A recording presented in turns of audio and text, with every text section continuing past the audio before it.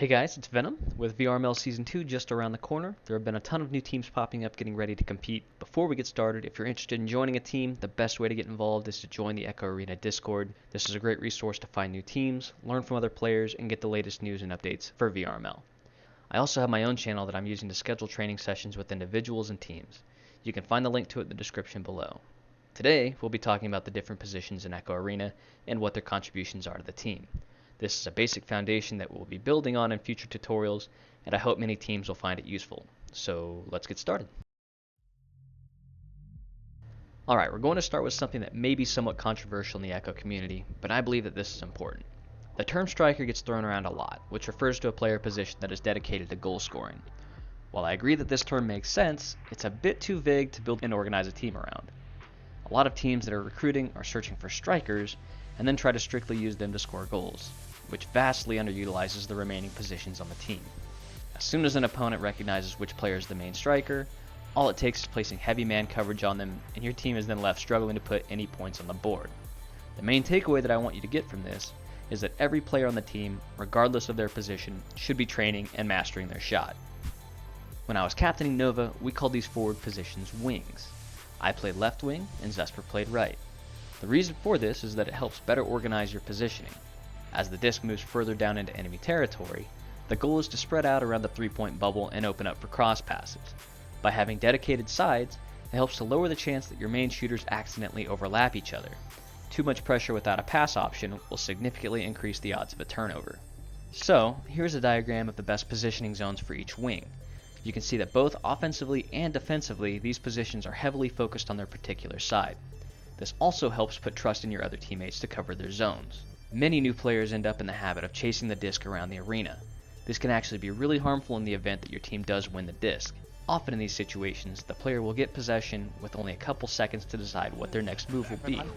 By trusting them to do their job and staying spread out, you can communicate the time they have available as well as your location.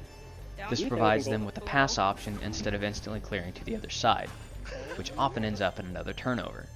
Clearing not only makes maintaining possession difficult, it also begins to look very sloppy as the disc starts ping-ponging around the arena. Our defender is a critical position and, unlike the name sounds, actually ends up scoring quite a bit due to their positioning around the bubble. If you watched any of Nova's matches, Ascend was constantly in position for central cut passes. This position focuses more in the middle of the arena, except during jousts and initial QB plays. During jousts, I would place them roughly around the defensive bow tie or remain stacked on the goalkeeper around the barrier. Depending on which team wins the joust, they would either drop to the goalkeeper for a chain downfield, or sweep around the defensive bubble to retrieve the disc or contain the enemy team until the wings are able to get back to their defensive positions. These are the zones the defender position should focus on. As mentioned earlier, they will be containing the defensive bubble, but with offensive disc possession, the defender will maneuver around the enemy's bow tie, nest, below goal, and clock locations. These are optimal spots for shooting angles that leave a wide area of goal open and should result in a high percentage of converting shots into goals. And lastly, we have our goalkeeper. This is perhaps one of the most important positions in Echo and honestly, if done well, a real gem for any team. The goalkeeper's position doesn't necessarily move around too much, typically only moving up to the opposing team's bow tie except under extreme circumstances. Most of the time when the disc is under offensive possession, the goalkeeper will remain back at the top of what we call diamonds, in a position usually referred to as reset.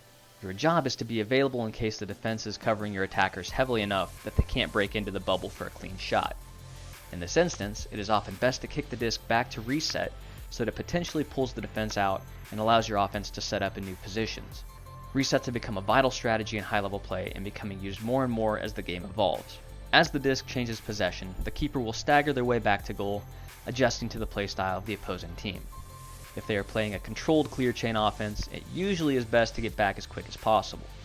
However, if the team is less controlled or playing a pass-heavy offense, you should look to drop the defensive bow tie, then barrier, and then positioned in goal ready for a shot. Unfortunately, I'm probably not the right person to give advice for saves, but if that is something you're really looking for, I highly recommend reaching out to Nova's goalkeeper Sir Dimwee. He was essentially our brick wall, constantly pulled off some amazing saves, and a very approachable player. Outside of that, I do have one other tip that I think most high-level goalkeepers would agree on, and here it is. You are the in-game captain, and in a sense, act as the team's eyes. Communication is extremely important for every player, but as a goalkeeper you should be constantly chattering to your team. On defense, you provide location callouts for unmarked players and even direct your team to cover specific opponents. And similarly, on offense, it is helpful to call out to the disc carrier if you see a teammate open for a pass. Oftentimes, it's difficult to know where your teammates are under heavy coverage, and missing a pass opportunity is a massive reason for turnovers. So that's all I have for today's positioning tutorial. I hope these tips help you when forming and organizing your teams, and if you have any questions, please let me know in the comments. Don't forget to like and subscribe, and I will see you guys in the arena.